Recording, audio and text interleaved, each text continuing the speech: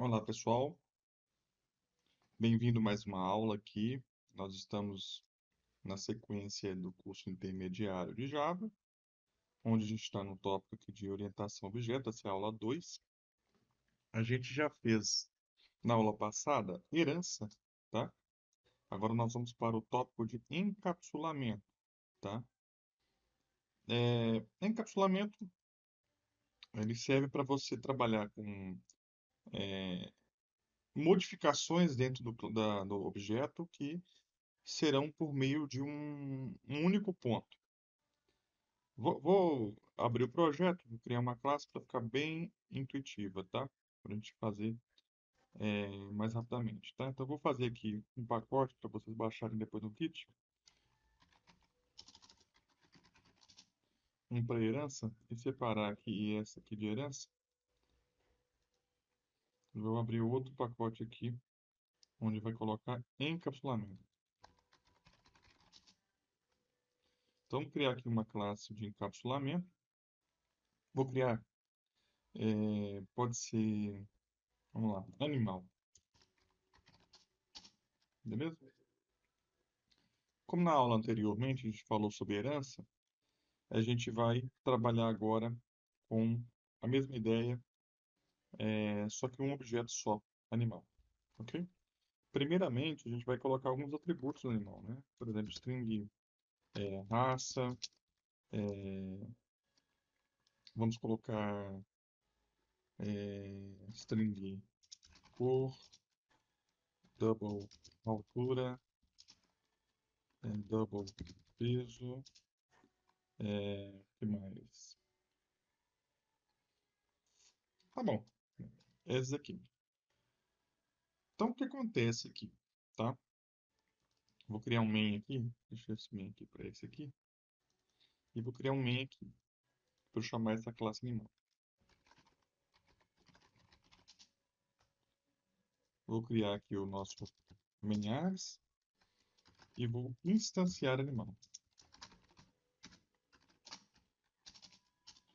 Percebam que agora eu acesso os atributos desse animal aqui, dessa classe animal, da maneira que eu achar melhor. Eu posso tanto lê-lo, né, quanto passar algum atributo, alguma informação para ele. Eu posso escrever nele ou modificar ele, certo? O que acontece com essa dinâmica aí de escrever e alterar? Dentro de funções, né, dentro de códigos mais complexos, se você deixar essa autonomia desse objeto para qualquer classe, qualquer lugar, escrever e alterar da maneira que ela achar melhor, em tempo de execução, né, isso pode mudar. Eu vou dar um exemplo aqui. Eu vou colocar aqui animal, eu vou colocar algumas informações nele.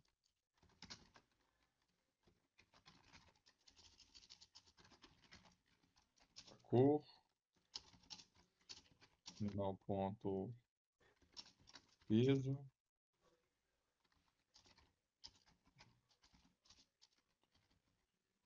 proporcional aqui, altura com peso, né? Vou colocar aqui mais ou menos proporcional.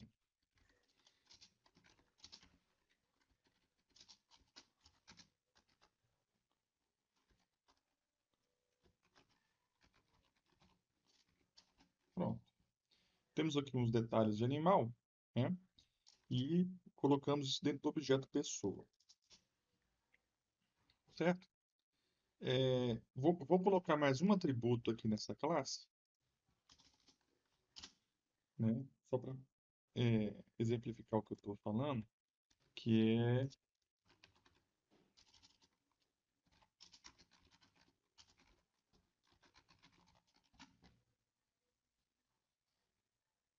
ou melhor, vou colocar de vez dosagem de remédio, eu vou colocar preço tosa, tá? Vamos supor que a gente está fazendo um sistema de pet shop. E aí, como o animal, né? Nas aulas passadas a gente falou sobre métodos. Eu criei um método aqui que fará o cálculo do preço da tosa desse animal conforme o peso e a altura, tá? Então vamos aqui. Então, eu vou fazer o cálculo através de um método void e vou fazer calcular preço.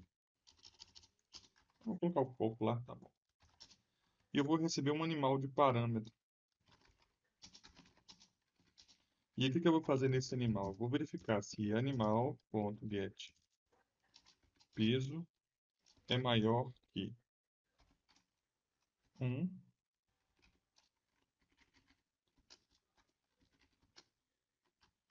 e animal.altura é maior que 0,5. Se isso for verdade, eu quero calcular o preço dele, o preço da tosa, em um preço fixo de R$ 10. Ou melhor, acho que está mais real, uns R$ 40, né? O preço da tosa. E se não, o preço é fixo em R$ 20.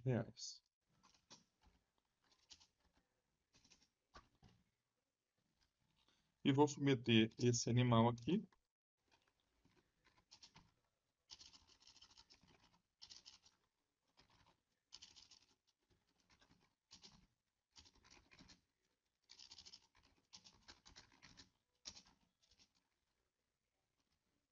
Deixa eu colocar esse taxa que eu não preciso fazer nada. Então, eu vou submeter aí a um cálculo esse animal, onde ele vai ter uma regra negocial e vai calcular o preço. Depois eu só vou imprimir aqui o preço do animal, preço da tosa, e vou jogar em tela.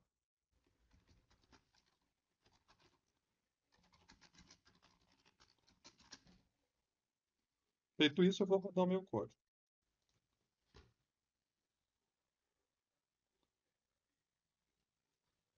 Dá um espaçozinho para ficar bem bonitinho, aqui na indentação, beleza.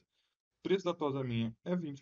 Se eu alterar aqui a altura 0,6 e colocar um peso 1, automaticamente sobe para R$ 40 aqui, minha tosa. Vou formatar bonitinho aqui. É R$ 40 a minha tosa. Ótimo. Mas percebam o seguinte, que os meus atributos dentro de animal, eles são, no caso eles são default, né? E default você só pode mexer, me parece, dentro do próprio pacote. Eu esqueci que eu dei na aula anterior, mas existem os modificadores private, public, default e protect, que são os modificadores de acesso disso aqui. A boa prática de programação diz que os atributos eles têm que sofrer modificações nas próprias classes de modificações.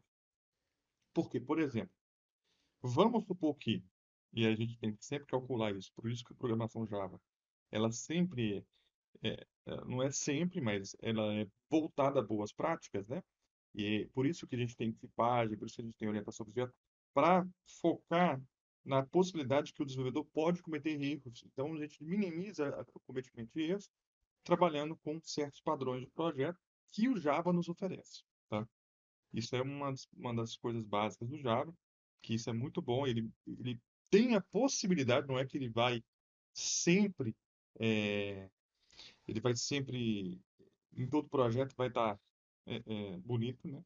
Mas ele tem a possibilidade de deixar o seu projeto mais seguro, mais bonito, mais é, é, livre de erros, né?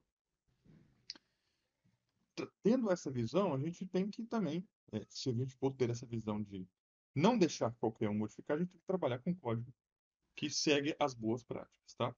Mas, por exemplo, eu vou dizer aqui o que vai acontecer nesse caso. Vamos supor que no meio do cálculo, né, algum desenvolvedor chamou por alguma razão uma função e ela modificou o estado de alguma coisa. Por exemplo, vamos falar aqui que antes de fazer isso, né, existe uma função que vai. Vamos lá. Verifica. Vamos criar aqui uma antes, né? Public static void verifica peso. Recebe animal, animal. Vou voltar aqui meus parâmetros para o que estava antes, né? Para fazer sentido. Então aqui eu vou verificar.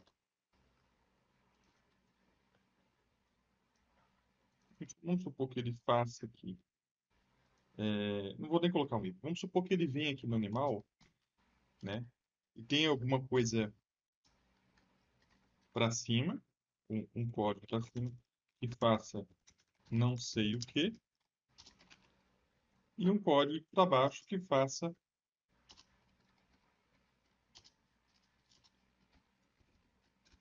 não sei o que. Certo? Mas em um momento específico do código, ele vem aqui e altera peso para 1.1, faça um cálculo maluco lá e altera para 1.1, e a altura do animal, ele modifique também para 0.9. O que antes estava 0.5 e 1.0. E aí eu chamo o verifica peso antes da função de calcular. Obviamente isso aqui é um erro, tá? Mas ele vai pegar a mesma instância e aonde ele tinha que jogar 20, ele jogou 40, porque ele modificou o estado das variáveis aqui. E ele às vezes modificou um erro de programação, porque às vezes você passa um método para outra e passa para outra, e alguém modifica o estado do objeto lá, ou até anula, né? Por exemplo, aqui. Alguém vem, o que peso, double, ele não, o valor inicial dele é zero, né? Porque é uma variável primária, uma variável primária, né? Uma variável, esqueci o nome da variável, elementar. É uma variável padrão do Java que não é orientada a objeto. Então, o valor dela começa em zero, como aqui também, né? O valor inicial de variáveis primárias, como eu disse, eles são valores que não são nulos, né? Boolean também não é nulo, entendeu? Ou é falso ou é true, né? E double também. O valor padrão de um double é zero, tá? Então, por isso que eu não estou conseguindo anular aqui. Mas vamos supor que ele vem e coloca zero também, né? Então, vai acontecer o quê? Modificou o meu estado do meu objeto e aqui dentro da minha chamada eu alterei a regra. Ou ele pode fazer até pior, anular o objeto, né?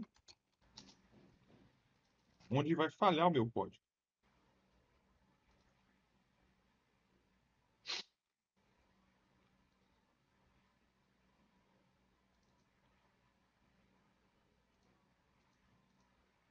Vou rodar aqui.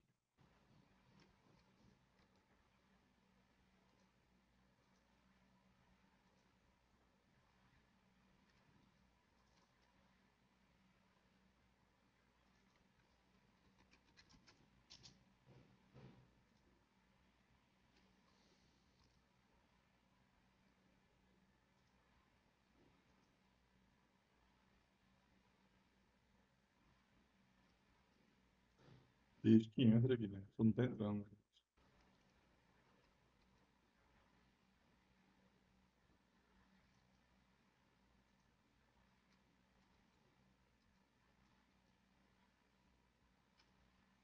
Perceba que o animal aqui interior, ó, ele entra com um animal do tipo cachorro, sai e meu objeto é limpo, né? Por alguma razão ele não está zerando as variáveis aqui de string. Mas eu posso a qualquer momento vir e alterar o estado desse objeto aqui, como foi mencionado, né? Alterei o estado do meu objeto, algumas variáveis para aquelas que eu quero, e aí o meu preço modifica conforme a minha regra, tá? Enfim, qual é o problema disso aqui? Qualquer instância, qualquer classe pode modificar o valor desse objeto acessando a variável diretamente. Ou até pior, às vezes seu objeto faz uma comunicação com um banco de dados que é primordial do sistema, e você vai lá e, é, de alguma maneira, pega a senha que não pode ser visível, né, de um objeto e imprime na tela para o usuário, devolve essa senha que deve ser protegida dentro somente daquela classe. Ela não pode ser visualizada por outras classes. E pensando logicamente, se você pega uma senha que está protegida e devolve ela para outro método que, por exemplo, joga para a tela ou joga para o contato do usuário, você quebra a segurança, né? Você torna a segurança falível, né? E não é isso que a gente quer deixar acoplado para o estado de modificação dentro da classe e o estado de leitura dentro da classe. E a classe sabe o que pode liberar para acessar a escrita e o que pode liberar para a leitura, tá bom? Então, para esse, a gente tem o conceito de encapsulamento, tá? Na classe animal, como eu dei exemplo aqui, quando eu não coloco o modificador, o padrão é default, né? Que pode ser acessado independente do pacote, né? Dentro do pacote pode ser acessado livremente. Acontece que, se eu quero travar isso, eu tenho que definir como private. E automaticamente, quando eu começar a definir como private os atributos, ele vai começar a chiar para mim aqui, porque eu não mais consigo acessar esses atributos diretamente como eu estava acessando. Para isso, eu tenho que gerar a leitura e escrita em métodos encapsulados, aí vem o nome, encapsulados dentro da classe que eu estou querendo fazer a implementação. Tá? Uma das primeiras coisas é entender o que eu vou encapsular leitura e escrita. Primeiro eu vou encapsular, aqui para dar um exemplo, a leitura da raça. String get raça. Então, na hora que eu for ler a raça, eu quero pegar dessa classe o atributo raça, certo? E devolvê-lo, né? Porque eu estou devolvendo uma string. E também, na hora que eu escrever, por isso que é void, eu quero fazer set raça. E no meu set raça, o que vier de fora, eu vou escrever na minha raça interna do que veio de fora. Certo? Obviamente, a gente está trabalhando com IDE, e esse processo de escrever aqui, fazer os encapsulamentos, é muito mais fácil quando você usa a ferramenta, tá? Então, botão direito, Generate, Getters and Setters. Ok? Eu seleciono todos os atributos que eu quero fazer Getter and Setter, ou se eu quiser fazer somente Getter e não Setter, o que é o Getter? Pegar e o Setter é colocar, né? Mas eu quero fazer aqui para todos, tanto o Getter quanto o Setter, ok? Então eu quero fazer aqui toda a escrita e leitura, cliquei OK e ele vai gerar para mim todos os atributos Getter e Setter, ok? Dito isso, agora eu não posso fazer mais assim. Eu tenho que ter dentro da minha classe encapsulada, um set altura. E aí dentro desse cara eu chamo o set altura da classe animal. Mesma coisa vale para cor. Mesma coisa vale para peso, né? Mesma coisa vale para raça. E agora, veja que eu tenho calcular, né? Calcular é uma coisa da minha classe animal. Se é uma coisa que vem um comportamento da minha classe animal, faz sentido estar dentro da minha classe animal. Por exemplo, calcular tosa, calcular preço de tosa, calcular dosagem de remédio, o que for, faz sentido estar dentro da minha classe animal? Não sei. Se peso de tosa faz sentido. Talvez uma venda faça sentido estar dentro de uma outra classe para isso, tá? Eu não vou mexer nisso, vou deixar do jeito que está aqui. Só que eu tenho que colocar peso em get e altura em get. E o preço da tosa, eu tenho que colocar meu set. Mesma coisa aqui.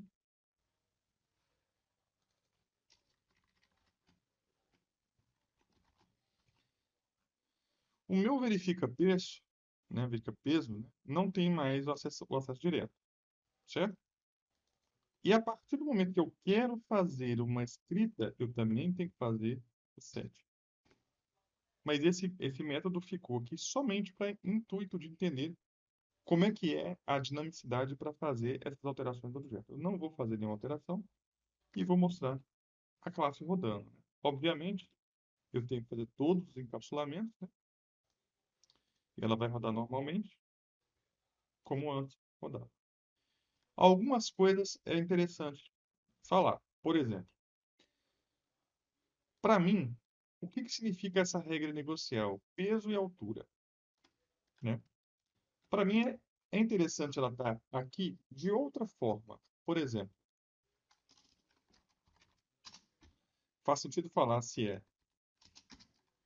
é raça, é porte pequeno. Isso sim é um comportamento oriundo da classe, né? Então ele retorna aqui se essa expressão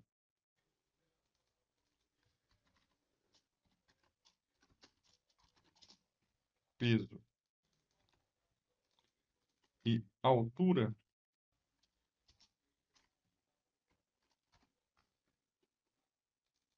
mas eu vou fazer inversão, é porte grande, eu verifico no se é porte grande, se o peso passa de 1 kg e a altura de 0,5, tá? E aí, em vez de checar isso aqui desse lado, eu só verifico animal é porte grande. E se ele é porte grande, ele tem um cálculo, se não, ele tem outro cálculo de preço. Tirei regras negocial da onde não faz sentido ter regras negocial e coloquei num negócio chamado domínio. O domínio, né, é animal. E o nome do método segue o padrão DDD, Domain Drive Developer. O domínio deve dirigir o desenvolvimento. E os nomes de classe devem obedecer o domínio. Isso é uma coisa muito interessante, porque em diversas empresas você vê diversas classes com nomes técnicos, e quem for da manutenção dele não vai, talvez, entender os nomes técnicos de siglas malucas que tem na empresa. Agora ela vai entender o negócio, tá? Aqui dizendo se é porte grande, porte pequeno, né? É o negócio, tá? E aí, o negócio, para ser dado manutenção, é muito mais fácil. Porque você pode perguntar a uma pessoa do time de negócio se faz sentido tal regra. Agora, se tiver técnico, a quem você vai recorrer? Fica difícil, né? Você vai ter que fazer um troubleshoot, fazer uma análise muito grande. Então, é interessante escrever classes e métodos orientados ao domínio. Prática DDD. Então é isso, tá? Você encapsulou aqui nessa aula, você conseguiu entender os entendimentos de um encapsulamento, tá? Os problemas de não ter classes encapsuladas. Por exemplo, aqui, nesse cara aqui. Se eu quiser travar, por exemplo, a variável altura e não fazer o setter para ela, eu não mexo na altura. Claro que esse exemplo de classe animal não é um exemplo tão muito bom, porque não tem sentido você travar a altura de um objeto para o animal, né? Mas pode ser que faça sentido para outras coisas. Por exemplo, uma aplicação que você tem um travamento ali dentro dela, que somente dentro daquele pacote pode ser alterado o preço de um índice de um produto, ou a senha de um banco de dados, a senha do cliente. Você tem necessidade de alterar, pelo menos, a, a, a escrita ou a leitura, né? Ou você talvez aplique nos dois e você não vai ler de lugar nenhum isso, e você vai ter em execução somente dentro da aplicação, né? O banco de dados vai ficar retido ali essa informação e não vai repassar para a aplicação, que é o que acontece na configuração do Spring lá para ler banco de dados. Você não tem acesso à senha do banco de dados. A senha do banco de dados geralmente fica no properties do application YAML ou do properties, e você não acessa essa senha e imprime na aplicação. Isso é uma má prática, né? Então você isola aquele ponto, né? E ninguém acessa aquele ponto a não ser aquilo ou a quem você falou que deve acessar. E a JVM não libera essa leitura e nem a escrita para outros lugares. isso aqui é interessante, tá? Talvez não fique muito claro agora, mas ao longo do tempo, o encapsulamento cada vez mais faz sentido para travar certos pontos, trazer mais segurança e garantir que ninguém vai escrever no objeto, ok? Tem outros conceitos, como final, por exemplo, que ele trava também a instância. Você não pode mais trabalhar com instâncias diferentes. Então, você coloca, por exemplo, um método recebendo final, aquele final não vai receber outra instância de objeto na instância do método lá que ela recebeu. Ou seja, o objeto, quando chegar para ele, tem que estar definido, né? Por exemplo, cálculo animal lá que eu fiz, eu não coloquei final. Então, eu posso passar para aquela classe um objeto que está nulo. Já se eu colocasse final, aí ele daria, eu acho que, ilegal argumento, porque não deixaria eu passar um objeto que está instanciado, não está instanciado lá para ele, tá? Então, aqui é um exemplo bem simples de encapsulamento, tá? Nessa aula, a gente fez a etapa 2 da orientação ao objeto. Depois, a gente vai fazer mais etapas como essa. Nós temos um curso inteiro básico aqui. E aí eu pulei até essa parte de classes aqui, mas eu já fiz alguma coisa nas outras. Então, basicamente é isso, a ideia de encapsulamento de classe. Você tem acesso aos demais cursos da plataforma que a gente lançou. Esses códigos-fontes, né, de herança, de encapsulamento, a gente posta ao fim do curso no link do GitHub e fiquem acesso para vocês aí baixarem e entenderem melhor o projeto. Caso vocês tenham uma dúvida, uma crítica construtiva, só colocar nos comentários, a gente vai tentar responder à medida do possível. Quem gostou do curso, por favor, curta, compartilhe, né? Comente aí. Comentários insultuosos e desrespeitosos, a gente vai sumariamente deletar e conto com vocês na próxima etapa do curso. Valeu, até mais.